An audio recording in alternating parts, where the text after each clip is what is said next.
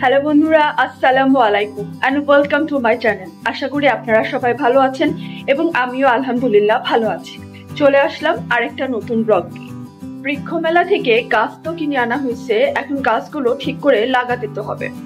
গাছ কিনে আনার পর আমার আম্মুর মনে হলো যে একটা গাছ ওখান থেকে একদম টবে সেট করে নিয়ে আসা দরকার ছিল, কারণ বাসায় এসে আমি মনে করলো বা ওখানে মনে করছিল যে গাছটা হয়তো বাসায় অনেক ছোট ছোট বালতি পড়ে আছে, সেগুলোর মধ্যে লাগাই ফেলবে। কিন্তু বাসায় এসে দেখলো যে বালতিগুলো খুব বেশি ছোট, গাছ লাগানো যাবে না। তাই এটার জন্য আবার নতুন করে টব কিনতে হবে। সো এই টব কিনতে গিয়ে হইলো আরেক নতুন কাহিনী। কি কাহিনী হইলো চলুন তাহলে সেটা দেখে আসা যাক। তার আগে বলে রাখি, ধানমন্ডি কনভেনশন সেন্টারেও চলছে মেলা, মেহেদি মেলাও চলছে, ঈদ মেলাও চলছে। তো কি হচ্ছে মেলাতে, কিসের কিসের মেলা বসলো তাও আপনাদের সাথে শেয়ার করব। আর আমাদের বাসার সামনে তো সব গরু, ছাগল, দুম্বা, খাসি সব নিয়ে চলে আসছে। দেখে মনে হবে যে বাসার কাছেই যেন একদম গরুর হাট বসে গেছে। সো একসাথে অনেক কিছু। তো চলুন তাহলে আজকের ব্লগটা শুরু করা যাক, আর আপনাদের সাথেও শেয়ার করি আশেপাশে কি কি হচ্ছে। তো বৃক্ষ মেলা থেকে যে লেবুর গাছটা কিনেছিলাম, আম্মুর ইচ্ছা ছিল সেটা আমাদের বাসায় একটা বড় ড্রাম আছে যেটাতে অলরেডি মাটি রাখা আছে এবং এখানে আগেও একটা গাছ ছিল, আম্মু ওইটাতে এই গাছটা লাগাবে। কিন্তু গাছটা মানে ড্রামটা অনেক বড় বলে মানে অনেকটা মাটি দেওয়া লাগবে, আবার এতটা মাটি দিতে লাগেও মানে দেওয়াটাও সম্ভব না। তাই আম্মু চিন্তা করতেছিল যে ড্রামটা কিভাবে কাটা যায়। অনেক আম্মু পরাত কিনে ফেলে, আমি দা বটি দিয়ে কাটা শুরু করি, অনেক কিছু করে ফেলতেছি। শেষ পর্যন্ত আমার ভাইয়া বললো যে এভাবে ছুরি গরম করে করে সে প্লাস্টিকটা এভাবে কেটে ফেলতে পারবে। সো আমাদের কথা ছিল, আম্মুর কথা ছিল যে ড্রামটা কাটতে পারলেই হলো, যেভাবে কাটো না কেন, কারণ এখন করা তো বা সম্ভব না, দা বটিতেও করা সম্ভব না। তাই শেষ পর্যন্ত ভাইয়াকে কাজে লাগিয়ে দিল এবং সে এই কাজটাতে খুবই মজা পাচ্ছিল। মানে এটা করার জন্য সে আগ বাড়ায় আসছে, সে খুবই আগ্রহী ছিল এবং শেষ পর্যন্ত সে করতেও পারছে। আর এই চুলাতে ছুরি গরম করা, বারবার কাটা, এটাতে মানে সে একটা বিশেষ কাজ করতেছিল, সে অনেক বেশি খুশি ছিল এই কাজটাতে। এবং শেষ পর্যন্ত এই যে সেই ড্রামটা কেটেও ফেলছে, মানে উপরের মাথাটা কেটেও ফেলছে। যে দেখেন এখানে পুরোটাই মাটি ভর্তি ছিল, তো ওইটা দিয়ে আম্মুর গাছের পরিচর্যা করার সমস্যা হচ্ছিল, তাই কাটা আর কি। আর তারপরে সে আর কি এটা সুন্দর করে সাইজ করতেছিল যে উপরে তেরা বেঁকা হয়ে গেছে। সো যাক, শেষ পর্যন্ত এই ড্রামটা আমরা ঠিকভাবে কাটতে পারছি এবং লেবু গাছও লাগানো শেষ। আর ওই কয়টা গাছ লাগাতে গিয়ে আমাদের আর কি টুকটাক ছোটখাটো আমার আম্মুর যে বাগান আছে সবগুলো নিয়ে ওই দিনকার নাড়াচাড়া করতেছিলাম, মানে পরিচর্যা করা হচ্ছিল আর কি। এক বারান্দা থেকে আরেক বারান্দায় গাছ ট্রান্সফার করা, ঠিকঠাক মতো পরিষ্কার করা, কারণ অনেকদিন ধরে এগুলো করা হচ্ছিল না। আর এটা হচ্ছে আমাদের আরেকটা বারান্দা, যেখানে যে ওই বারান্দা থেকে গাছগুলো নিয়ে আসে রাখা হয়েছে, আর এই গাছগুলো আম্মু এই বারান্দাতেই সাজাবে। সো এখানে আর কি সেগুলোর কাজ চলছিল।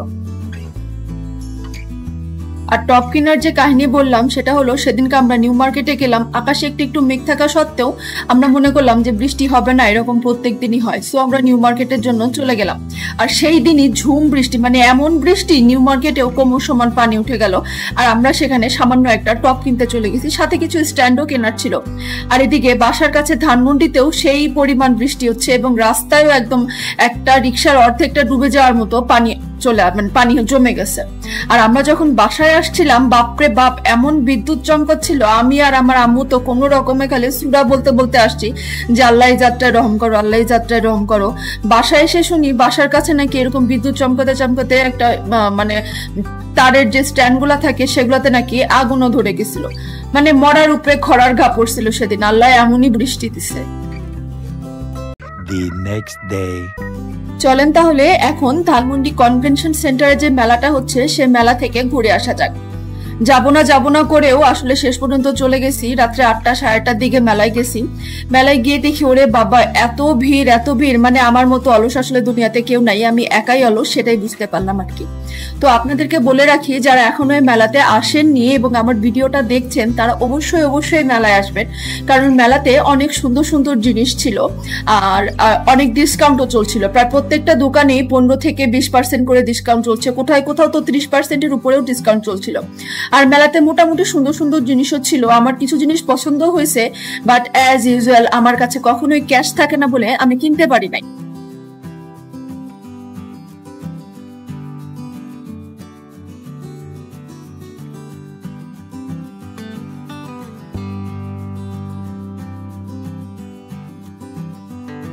এই দোকানের ছোট ছোট ইয়াররিংস গুলা আমার খুব পছন্দ হয়েছিল, মানে যাদের কানে দুইটা তিনটা ছিদ্র থাকে, যেমন আমার কানে দুইটা ছিদ্র আছে, তাদের জন্য মানে খুব ছোট ছোট খুব সুন্দর সুন্দর কানের দুল ছিল। কিন্তু অ্যাজ ইউজুয়াল যেটা বললাম, আমার কাছে তখন পকেটে মাত্র 100 টাকা ক্যাশ ছিল, কার্ড ছিল, তো ওইখানে মেলায় ওই অবস্থায় কার্ড তো আর চলবে না, তাই কিনতে পারিনি। তবে দেখা যাক, ইনশাল্লাহ আগামীকাল যাব, হয়তো আমি কিনবো।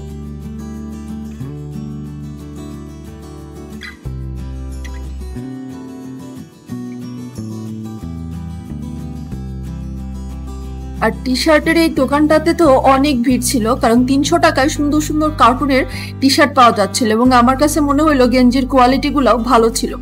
সো যারা এরকম সবসময় টি শার্ট পরেন তারা অবশ্যই এই মেলায় এসে এখানে কিনতে পারেন, কারণ এই টি শার্ট গুলো আমি যেগুলো অনলাইনে দেখছি অনেক 600 টাকা করে যাচ্ছে, আর এখানে ডিসকাউন্টে আপনি 300 টাকায় পেয়ে যাচ্ছেন।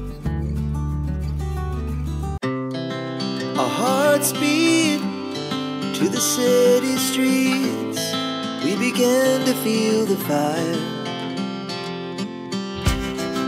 We rise like tall buildings as the chemicals, they take us higher. The night's young and it's just begun as she puts her hand in mine. We wanna chase the night, wanna dance to the light, pull the stars from the sky, just two hearts running wild. Never sleep, never stop, as we shout from the top.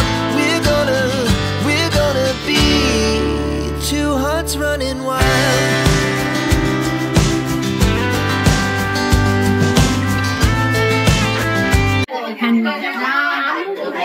নিজে হাতে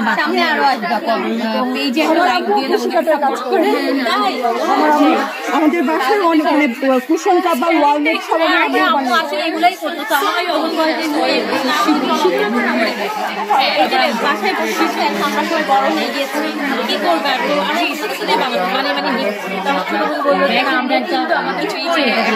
ভালো idea, আমি idea পেলাম। আর এই যে হচ্ছে আমার বাসার কাছে যে গরুর হাট বসেছে, না আসলে গরুর হাট না, এইগুলো আমাদের পাশের বাসার একজনেরই মনে হয় 3টা থেকে 4টা গরু আছে, আর বাকি 1টা 2টা হয়তো অন্য কারো হতে পারে। মানে যার 3টা 4টা গরু আছে না, সে বিশাল এক গরু কিনছে, সাথে এক মহিষও কিনছে। এই যে দেখেন মহিষের চেহারাটা দেখলে রে আপনারা বুঝবেন, মরবে বাপরে বাপ। এর আগের বছরে একটা মহিষ দিছিল, যে মহিষ কিনা পাড়া মাইরে মানে ফুটপাত ভেঙে ফেলছে, তাহলে বুঝতেই পারতেছেন কি ধরনের মহিষ ছিল। এই বছরও আবারও মহিষ আনছে, সাথে 3-4টা তুম্বা, 3-4টা খাসি। মানে আমার কথা হচ্ছে এতগুলা কি তারা নিজেরা খায়? অবশ্য তাদের সাইজও মাশাল্লাহ আল্লাহ দিছে, তারাও নিছে আর কি। তো আল্লাহ মালুম এগুলো সব তারা খায় কিনা, আমার জিজ্ঞাসা করতে খুব ইচ্ছা। তো ভিডিওটা আজকের মতো এখানেই শেষ করছি। আশা করি যারা যারা বাড়িতে যাবেন তারা তো অলরেডি বাড়িতে চলে গিয়েছেন, যারা যাননি তারা সাবধানে যাবেন। আর আমার ভিডিওটা যদি ভালো লেগে থাকে তাহলে অবশ্যই একটা লাইক দিবেন। আর যারা এখনো আমার চ্যানেলটি সাবস্ক্রাইব করেননি, প্লিজ আমার চ্যানেলটি আজকেই সাবস্ক্রাইব করে আমার সাথেই থাকবেন। আমার পরিবারের জন্য দোয়া করবেন, নিজের পরিবারের খেয়াল রাখবেন। আল্লাহ হাফিজ।